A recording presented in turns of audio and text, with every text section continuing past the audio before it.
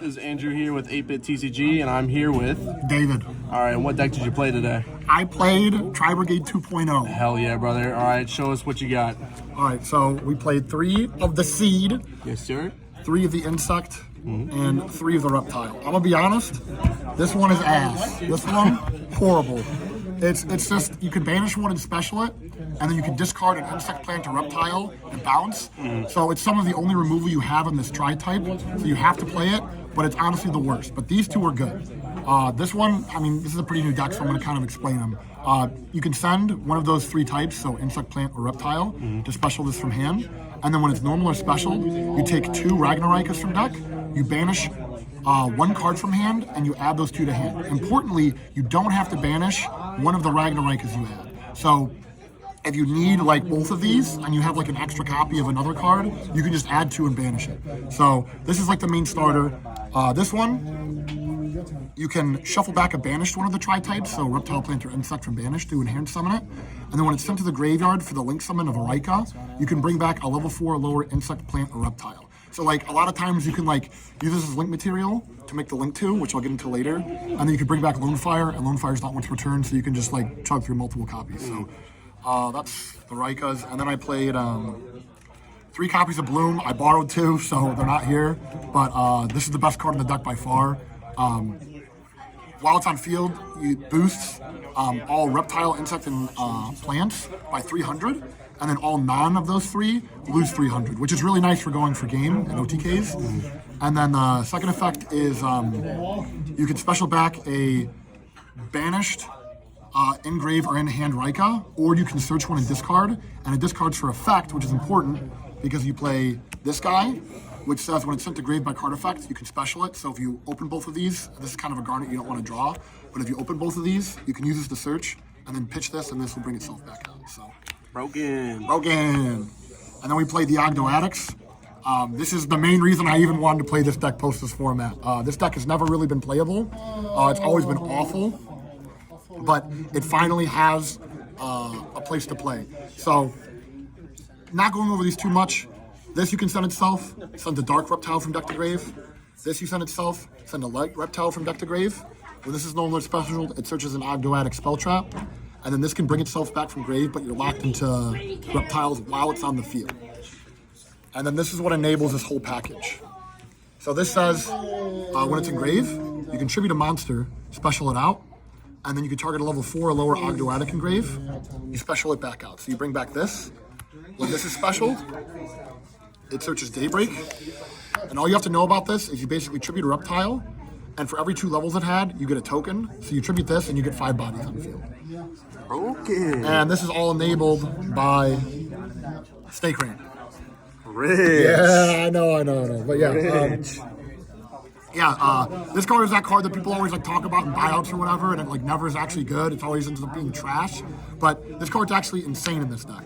This card by itself is full combo. It sets up the full board, and you get back the card you discard because of the new TCG exclusive link to that I'll show off later. But usually when you do this, you send like this, this, and this. This brings itself out. You tribute off for this. This brings out this, and you do the Daybreak combo I just showed you. So that's that. I played 3 Lone Fire. This is just 3 more copies of the level 1 Plant, which is by itself a combo. It's not full combo, but it's like a decent combo, so that's why you play it. So we went through those. 1 for 1, just another copy of the Plant. Called by, self-explanatory. And then I played one of the Trap card. This you can search off the link 3. And basically, it's just kind of like an Icarus attack type card, where you pop cards equal the number of the links you control with different types. Pretty good. Yeah, so a lot of times you, and in the normal combo, you set up all 3, so this is usually a pop 3. And then if it's in the grave, if one of those tri-types in your field will be destroyed, you can banish this and pop a monster opponent controls, which actually won me a game against Flunder today. So. And then lastly, I just played a bunch of defensive cards, so I played 3 Talents, 3 Ash, 3 Imperm, and 3 Nibiru. I mean, these are pretty standard. There's nothing really to say. Talents is by far the MVP today. This card probably won me 4 games today. Like, I stole like we were in a really simplified game state against Branded, and I stole the fusion monster they had left on field and allowed me to just get in there for game. And it's also really important because if Snake Rain gets ashed, which trust me, Snake Rain getting ashed sucks. This allows you to at least attempt to still play. So that's the main deck. It's 40 cards, always 40. All right, and then let's go with the extra deck first. Extra deck. So we played 3 of the Link 2. I'll just get them all out here. 3 of the Link 2, 1 of the Link 3, 1 of the Link 4, and 1 of the Link 5. So with all of the Raika cards, whenever you use them, you get locked in an insect, plant, or reptile. And there's really not that many good reptile, insect, or plant extra deck monsters that are like generic enough to summon. But these cards are really good. The Link 2 is the only one you play 3 of because not like just as an ignition effect, you can target a Raika engrave and special it in defense. So past turn 1, when you're grinding with this deck, this is how you were able to grind. And then all of the Raika monsters have the effect that while they're engraved, you can target an insect, plant, or reptile, shuffle to the bottom, and special. If you notice in the main deck, I'm not playing a card called Serpentine Princess. We're supposed to have that card today, and it makes Snake Rain the full 1-card combo, but I couldn't find it. I spent 2 hours looking through bulk. But that aside, since they all reborn themselves from grave, you really don't need any more than 1 of these ones. And the only reason I play multiple of this is because it's the one that you really like for grinding. So that's all the Raika extra deck monsters you play. And then we play the other links. We play an Anima. I mean, I'm gonna be honest, you get locked. Like, if it's not a reptile, plant, or insect, it's gonna come up like 0.1% of time. So like, it really doesn't matter. Access code, never summoned it. Unicorn, never summoned it. SP, never summoned it. And then we played my boy Benji, and this is the new TCG exclusive Link 2. This card's really good because basically just through the normal combo, you can summon this and banish a reptile.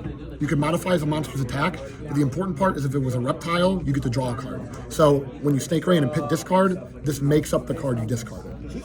And then Benji is part of the Snake Raid end board. And the nice thing is you can summon this, link off for the Link 5, and then you can banish 2 of the Link 2s to bring this back.